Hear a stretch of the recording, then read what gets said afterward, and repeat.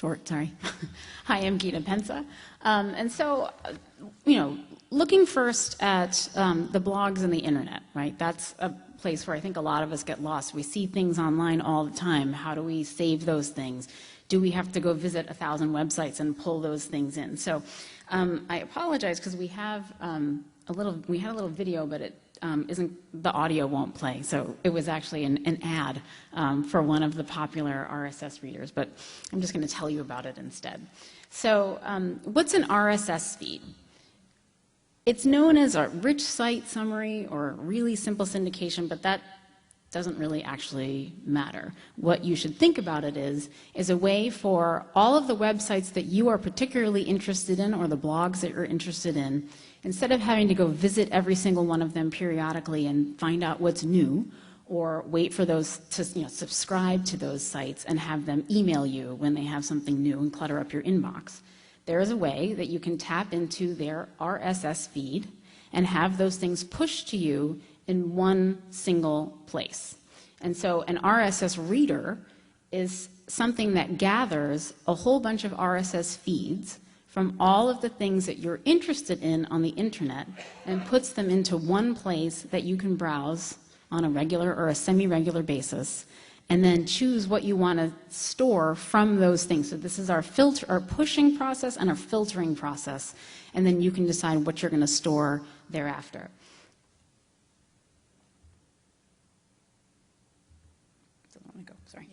Okay, so there are several options for RSS readers, and again, we don't have any financial ties to any of these companies as much as we wish we did.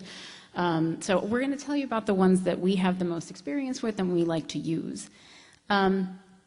If you, by chance, have a device with you and you want to sign up for a free account, almost all the things that we're talking about have free versions.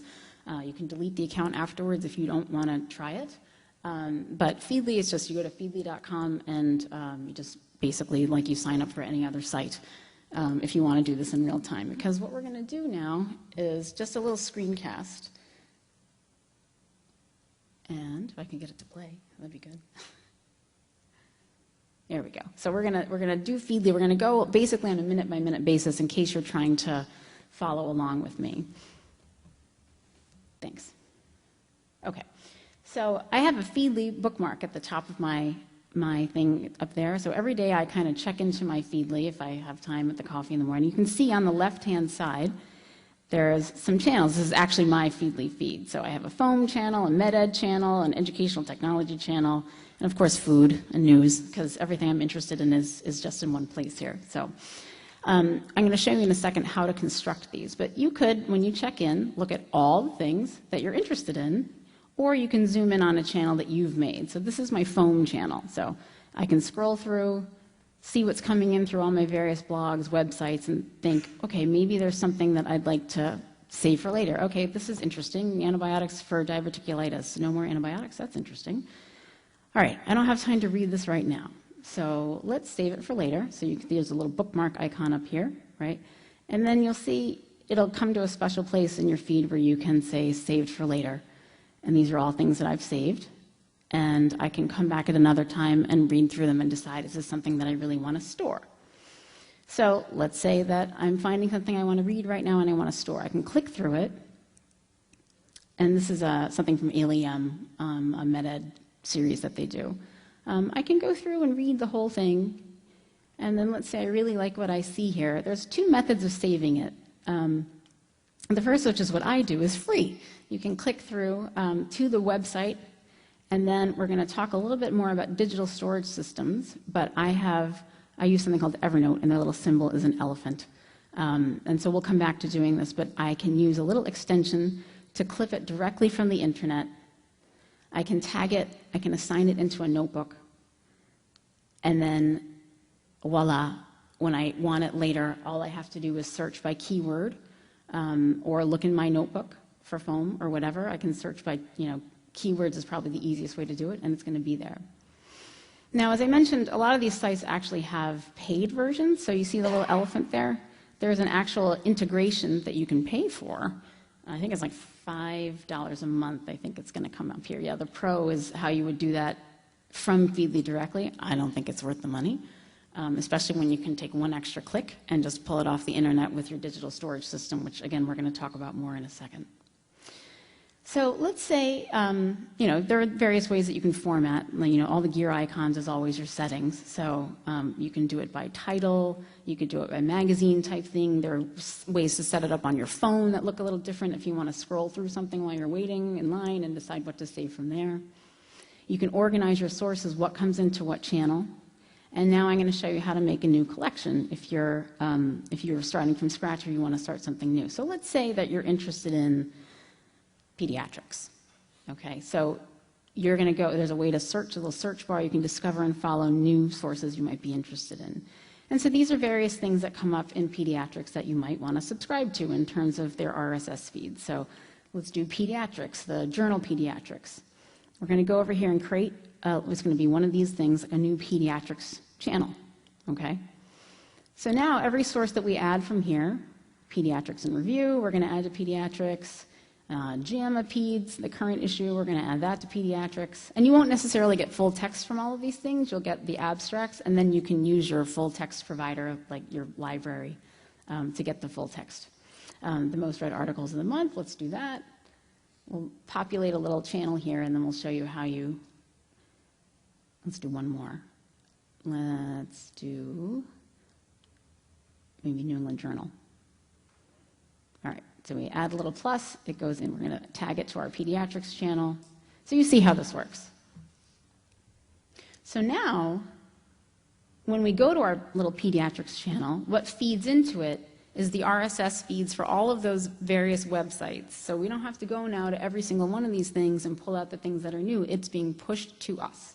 And then, like I showed you before, you can go to each of them and decide, okay, what of these things do I want to save? And you're going to wind up doing it in your digital storage system. So pretty much every journal that you're interested in has the New England Journal has like scores of them. So, most of the academic or professional societies that you're interested in, if they have a website and if they're 21st century at all, they're going to have an RSS feed that you can then subscribe to and then surf when you feel like it and take things out of it.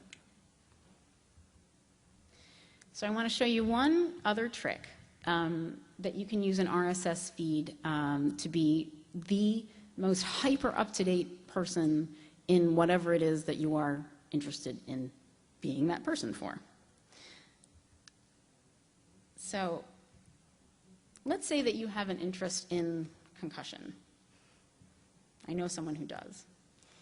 So when you go to a PubMed search here, you can type in the word concussion, and you can make this as broad or as narrow as you want, and then you get a list of articles. Now right below that, there's something that says create an RSS. So you click on that, you click on the little button that comes up that says XML, you don't have to worry about what that means, and you don't have to be able to read any of this stuff. You just have to copy what's in the toolbar, and then you're going to go back to your RSS reader, and you are going to hit your little add a channel, and you're going to paste what was in the toolbar into your search bar. Now you have a PubMed concussion channel. So all the articles that are coming into that, you can add now to your Feedly. You can make a new collection, just like we did before with pediatrics. You give it a name. And now, every new article that's coming out that has something to do with concussion as a keyword is going to come straight to your Feedly. And then you can, as soon as they come out in PubMed. So you can decide which of those you're going to save, and then we're going to talk a little bit more about how to organize those things so that you can bring them back when you want them at your fingertips at any given time.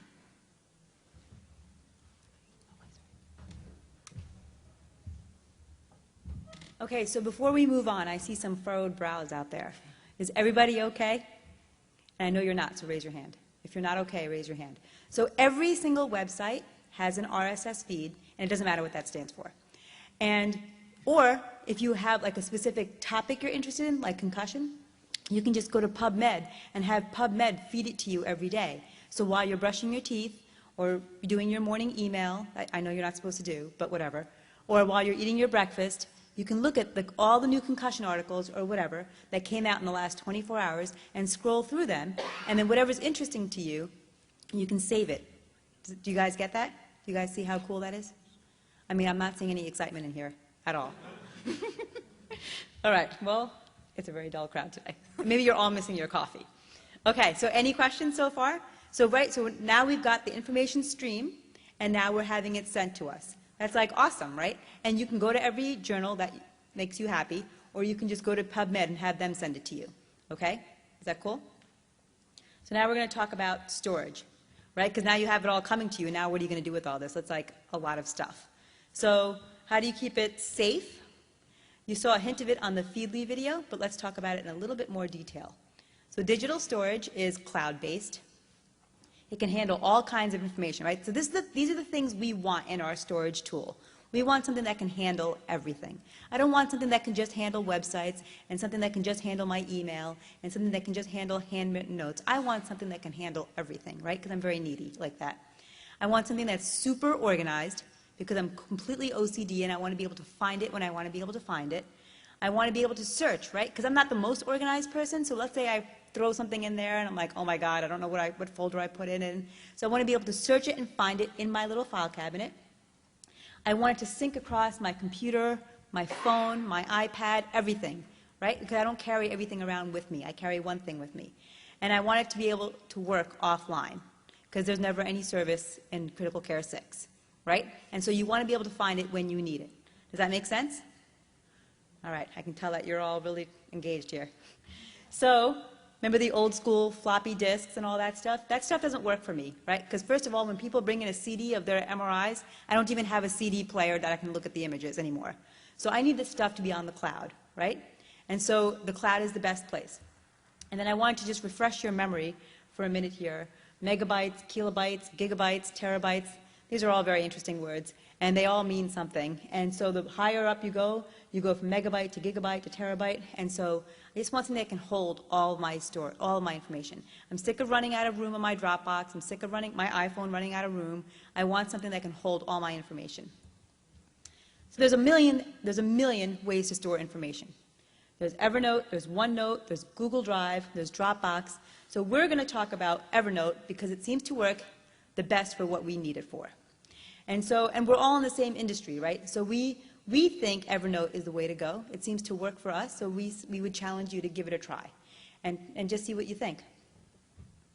So let me just convince you that you need a system, right? So you can try to store everything in your head and Google it when you need it or find it in your email, but I'm telling you that the way to do it is to try to find an online way to do it, an online way to find it. So we're going to discuss Evernote in a little bit of detail and give you guys a chance to play with it. If you want to follow along, I would recommend that you go to evernote.com on your device that you have right now, sign up for a free account, and then we can go from there. So Evernote, you can do everything that you can do with Google Drive, you can do everything that you can do with these other storage systems, and more. So here you are. So the reason I like Evernote is that it has a really friendly UI or user interface, I feel like. It's really intuitive. It's easy to learn. You can like watch 2 videos and be up and running, and they have all sorts of YouTube videos about how to use it. There's a free version and there's a paid version, and I will let you know that I actually do pay for the paid version. You get a few more perks and like the ability to email into it and things like that, which we can talk about. So I pay for the premium version. I pay $69 a year, but my whole life is in it. And to me, that is totally worth it. I played with the free version for a little bit just to see how far I would get, and then I outgrew it. And I needed more storage, and I found out that I wanted to put all of my home, my work, my life, everything in one spot. And that needed a little more storage than they would give you for free. But I do like the perks that come with it, so you can think about it. So this is actually my Evernote at a time when I'd cleaned it out recently, so there aren't as many notes. You have to go in periodically and clean things out like anything. So you can see I have 1,000 what we call notebooks. I've got a notebook for each of my kids. I have stuff for each of the hospitals. I have recipes. I have notes from resident conference. I have a big notebook for foam. And so let's take a look at some notes in here. This is how the notes come in any given notebook. So here's one about using an IO needle for a burr hole. If you work in community like me, like maybe you might have to do that someday, God forbid. But if I want to later come back and say, oh my God, there was a way to do this, how do I do it? I can search IO needle or burr hole or epidural or any of those things, and I will come up with that article. By the way, when you do a Google search and you're linked into it, you'll get your Evernote notes on the side of your Google search too, which is really helpful if you forgot that you actually filed something away in the first place. I have, my household stuff in there. I've got, my kids' art, so that I don't have stuff lying around all the time. They know that after a month it's probably gone. It's in Evernote. If I have to print it out again, I will. But I would advocate having one system for really your whole life so that you don't have a whole bunch of different things to go to. Everything is in one spot. So what are the things that you really want, whatever the system is that you choose, what are the things that you want and that I actually use Evernote for on a regular basis? That web clipper that I showed you from Feedly when we were doing the Feedly demonstration, and you go to a website and I could just hit the little elephant extension in the top, and then I could save it as a screenshot, I could save it as a URL, I could save it as a simplified article, I could save it as the entire article. Super helpful, just tag and organize. It's there when you've got to do a burr hole with an IO needle, it'll be there, okay? It's got to be searchable. So when I type in IO needle or something like that, even if I don't remember the exact title of the note, it's got to come up. Evernote has the ability to scan things into it. It has an app that comes with it called Scannable, which is free. It will automatically, when you take a picture of something with your phone, it's like gone are the days of like the actual scanner. You can just snap a picture with your phone and upload it to a scannable file in your Evernote. You can tag it however you want once it's there. And then you can email it from there if you have to like assign something, snap a picture of it, it's scanned, you send it off. But the nice thing is that Evernote can actually even search for text within scanned items, within your receipts and things like that. So I find that very helpful. It's easy. You need whatever you're using. It's got to be easy to tag, organize, move things around, and I feel like this actually fits the bill. I do have Google Drive and Dropbox mostly because people share things with me from other people use those things, so you might need to have them. I don't pay for as much storage for those things, but you can integrate this with a bunch of different other services. I showed you the part where you could go directly from an RSS reader into Evernote. I skipped that part because I don't think it's worth it when you can clip it directly. You should be able to share your notes, share your notebooks with other people, and this system makes it very easy. And one of the other things I love is that you can email directly into it. You will get an email address with your account, which if you want to just forward something into it so you can save it for later, you literally just on your email, you hit forward, you paste in that address, that email address, it gets emailed directly into your Evernote. There's a way that you can put in the subject line what notebook it's going to go to and how it's tagged. And then it's done. You don't have to think about it. It's there.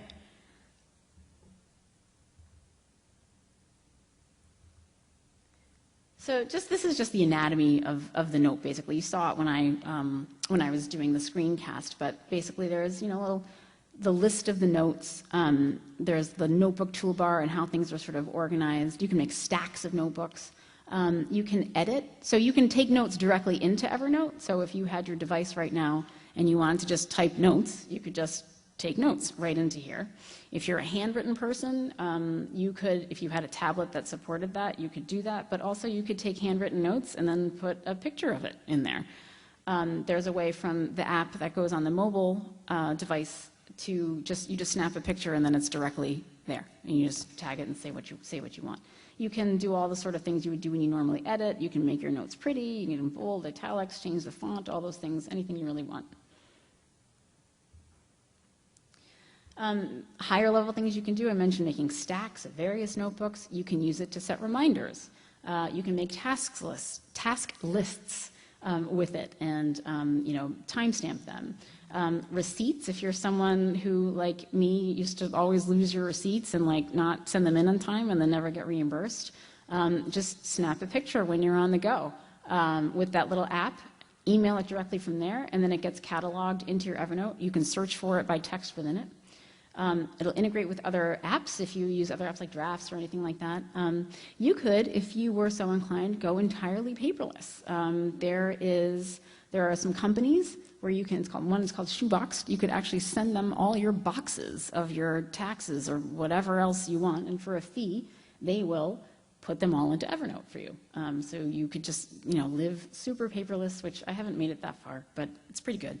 And then speaking of, the cloud, one of the downsides of the cloud that I think people are nervous about is privacy concerns, and is your data safe? It does offer this two-factor authentication option, which is, you would have to, if someone's trying to sign in from a different device or whatever, you get a code, just like if you, there are other things that do it that you might use, like on your iPhone or things like that. Gmail has something like that. You would just enable that, and that will keep your data much safer. Nothing's perfect, but safer.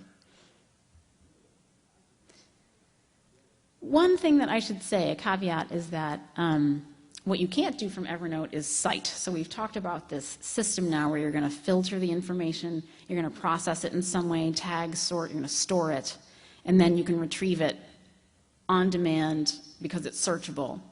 One thing Evernote can't do for you is cite things, right? You could pull it up on your phone and say, oh, this is where I found it, but if you're actually writing a paper, then you really do want to have a citation manager.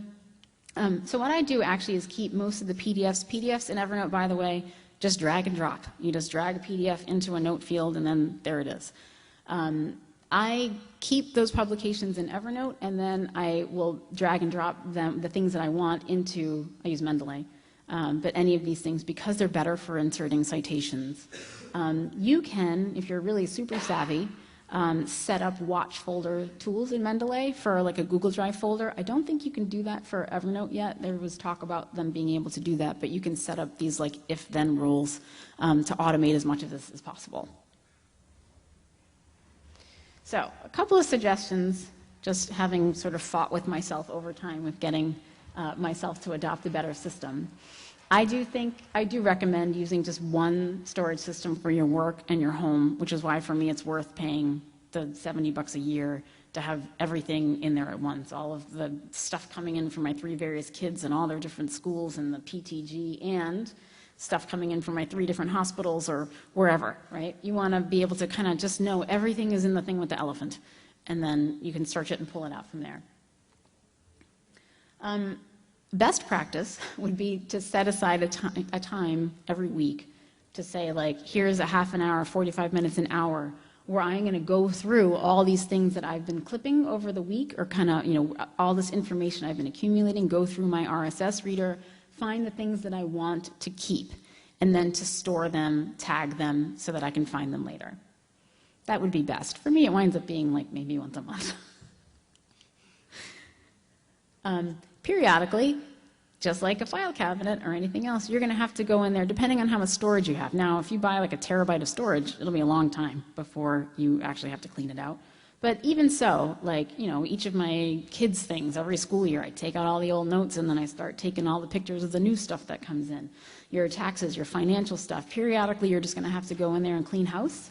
But it's very, very easy to do. It makes it very easy. Consistency is key, right? The more you use it, the more you'll use it. And the more you put everything that, is in your life into one spot, the more useful it's going to be for you. And all of these tools have like these really higher order things that you may not need at first, but what I've been trying to do is every few months learn one new trick to do with it that makes my life easier. Learn how to construct one of those if-then rules. Some other way to automate your life, so that it just takes one less thing off your plate, one less thing that you have to think about, and then practice it. So, in closing, everyone probably knows this quote, but we are what we repeatedly do. The more you practice this system, the better you'll be at it, and then it'll just be a habit. It'll be second nature to you. You won't have to feel so stressed by these mounds of information coming at you. You'll have a system to handle it, as we talked about before, right? So there's that information stream again. You're going to filter it, you're going to sort it, tag it, process it, organize it, and be able to retrieve it on demand. Whatever system it is that you decide that you want to use, we've outlined the system here that we like to use. Just practice and learn a new functionality every few weeks, but the more you use it, the more facile you'll become with it, and then you'll find that it does indeed make your life way easier. So thank you for that. We're here for any questions. If there's any way that we can help you when you have your device and you want to try out one of these things, we're happy to work with you. So on behalf of Dr. Rocker and Dr. Fedden, thank you.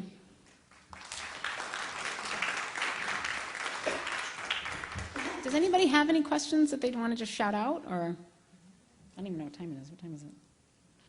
We're good. We have a little bit to play or to practice or whatever you guys want.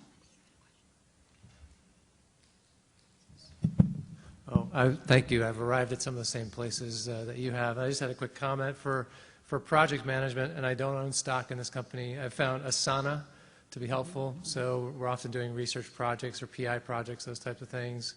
And so my team and I interface with that. Because as you mentioned, a lot of times it's that interface in and out of your email program, and Asana seems to integrate pretty well in the email system. So Asana, A-S-A-N-A. It's project management software. It now has some Gantt charting features to track your project course, and you can set up tasks for the project team members and click things off when you're done. So I have someone we worked with last year introduced us to Asana, and we were using it for a project, and she uses it again for her whole life, like her grocery, assigning tasks to her spouse for picking things up from the store and things like that. It's actually does anyone else here use Asana versus Slack? Does anyone use Slack? You use Slack. Okay. So Slack, I'm moving more and more to Slack. I don't know, I don't think I can say I used Asana enough to really feel like I knew the ins and outs very well, and now I'm finding that outside of my institution, people have asked me to join Slack work groups, collaborating sort of across the country, and so now I feel like that's my functionality, but I couldn't tell you whether. Does anyone here have an experience with both that could say that one is better than another in terms of project management? Just sort of beyond the scope of what we were talking about today, but it's interesting. So, no? Okay. Any other questions?